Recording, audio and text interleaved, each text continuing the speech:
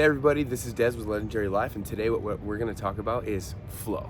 The flow of life, the flow of, having swagger, the flow of everything being easy. I want to talk about things being easy versus things being hard.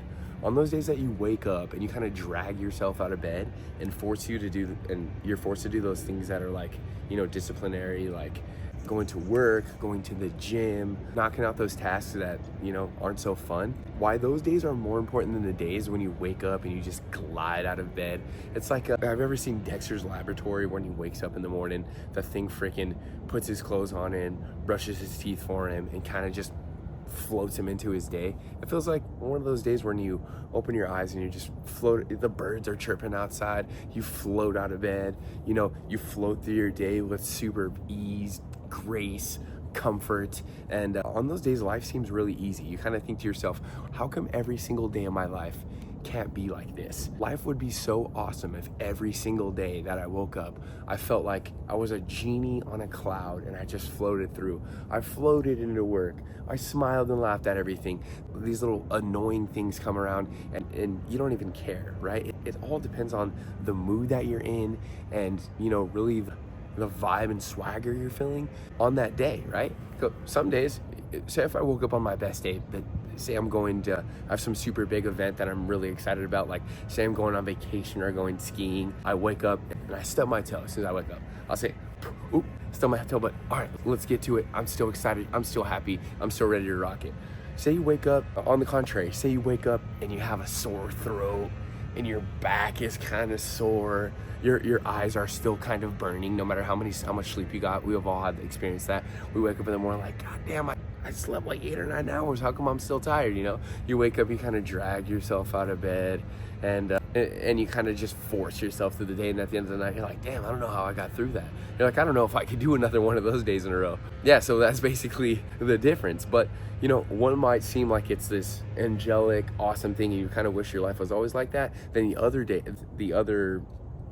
part of that is kind of like, damn, if I have another day like this, then I might not be around too much longer. Totally kidding. But the point is, it might seem like the days that we're flowing super tight are more valuable days, but the thing is they're absolutely not. The days when we're dragging ourselves out of bed and we still find ourselves to do those disciplines are the more important days. The reason why is because if you can knock out your disciplines and do what you have to do on those days where you feel like crap on your absolute worst day, then you can do it any day. Those are the most inspiring days when you think back by it. You think you're inspired by things being easy, things being fun, things not bothering you, things just being able to float around is the more inspiring thing, but it's actually not. The more inspiring thing, the thing that actually takes some heart, takes some courage, takes some discipline, is when you're sick, is when you feel like absolute dog shit and you're out of it, you're down bad. And you're still able to give, 85, 90% of what you would be able to give on a good day. Just because those things are easier doesn't mean on one day versus the other, doesn't mean that they have less effect or they're less important. Sometimes we can do our better work when we really have to force ourselves to.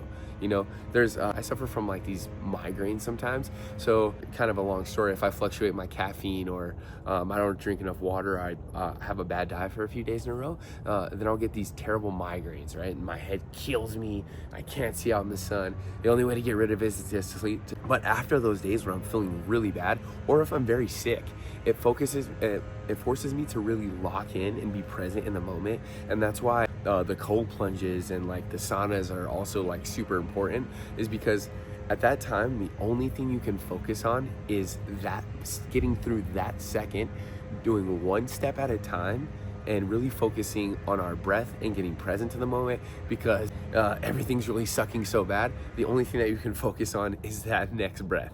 So it's funny that we might think that we're our optimal and everything is the best when the things are easiest for us, but when things are easy for us, we kind of tend to, be lazy. We can be lazy, not give our best work, and when we're floating through, we can overlook certain things. And on those days where we're really getting our back kicked in, we really have to focus on taking one step at a time. And we're also more, precise, more practical, because we're like, I have to do this, I have to do this, I have to do this. You don't really feel like doing any of it, but you're so locked in on the steps and the focus of you know, basically what you're doing, that's all you can focus on, because everything else feels like it's going like crap. So along with making these videos, people are like, hey, I don't like this about the video, I don't like that about the video, you should look this way, you should look that way, you should shoot it here, you should shoot it there.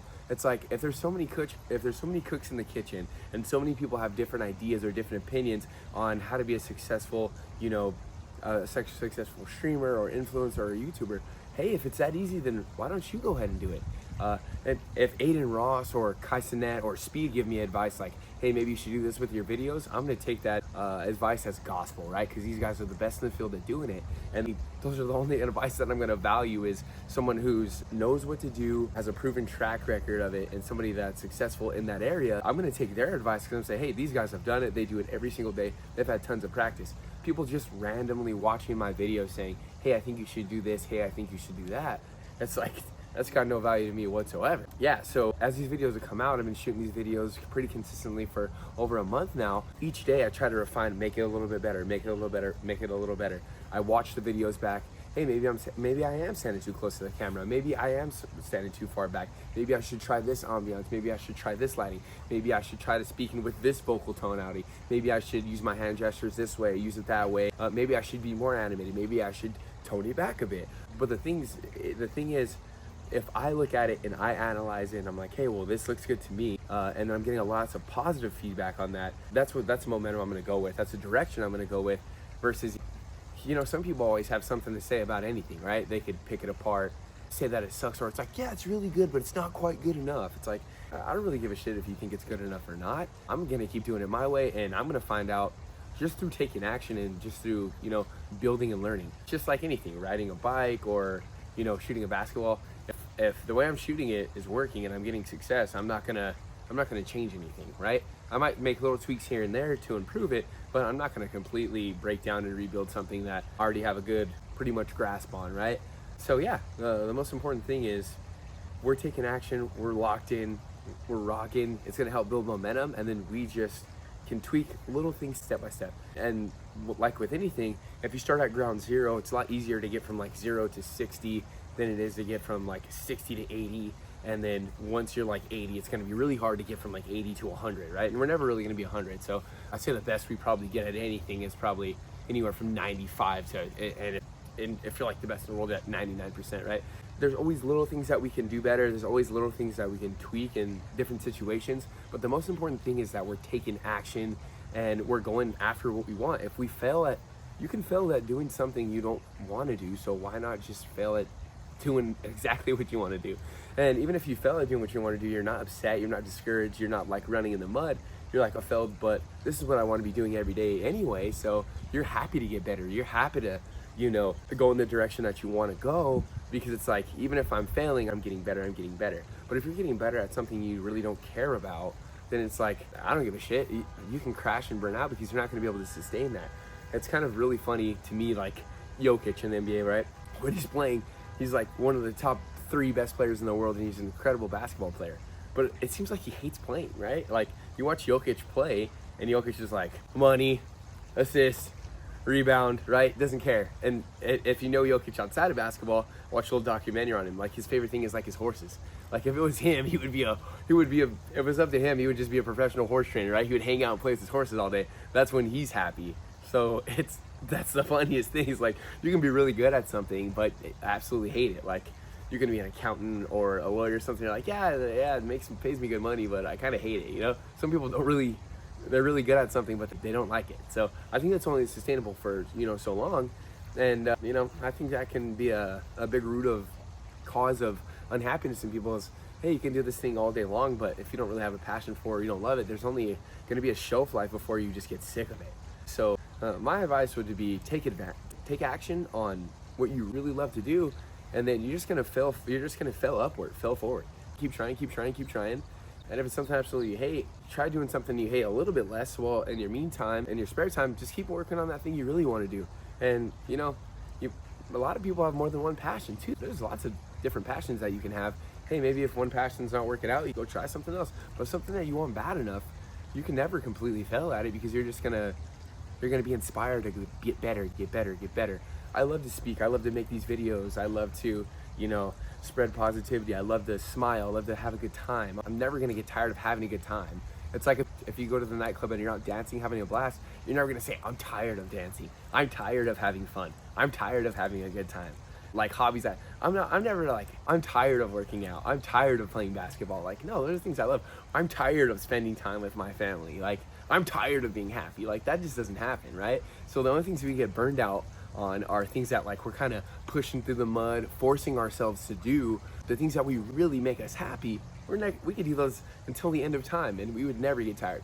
It's so funny, like I notice some days I'm at work and I'm not really having a good day, and it's like, my God, I'm exhausted, I'm drained, I hate it here, I don't want to do this, I don't want to do that. Then I get off of work and I go home and I spend time with my son, or I go out to the bar with my friends, or I go to a concert or go to some fun game. As soon as I'm out of work, I'm like, yes, I'm happy again. I can do this forever, right? So that's kind of how energy works, is that if we're like running in the mud or a quicksand, something's pulling us back, then yeah, it is gonna, if you're fighting through something, then you will run out of energy and things will feel like they suck.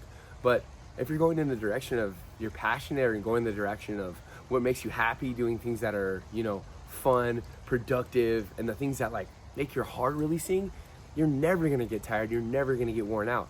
And the way that we, can build that more sustainably and have that more is just by taking action. Let's just do.